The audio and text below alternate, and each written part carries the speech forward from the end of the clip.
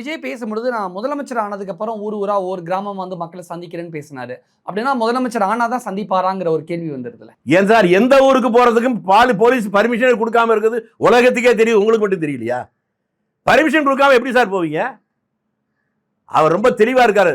அப்ப விஜய்க்கு நிறைய அச்சுறுத்தல்கள் இருக்கு, நிறைய மிரட்டல்கள் இன்னும் தெரியலையா உங்களுக்கு? ஐயோ பாவம். சொல்லுங்க கொஞ்சம் வெளிப்படையாவே. ஏங்க இருக்குதான் உலகத்துக்கே தெரியுதுங்கிறாங்க. எங்க காருக்குள்ள கூட லைட் போட்டு கை காட்டக்கூடாதுன்னு இது இந்தியாவில் யாருக்காவது சொல்லியிருக்காங்களா?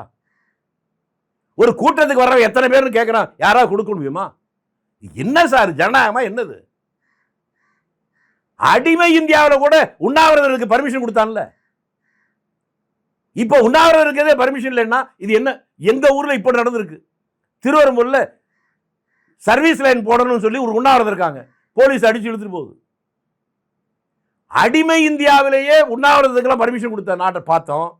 சுதந்திர இந்தியாவில் அது இல்லைன்னா அது அச்சுறுத்தல், தவறு, ஜனநாயகத்துக்கு விரோதமானது அப்படின்னு புரியலன்னா பாவம், நான் என்ன பண்றது?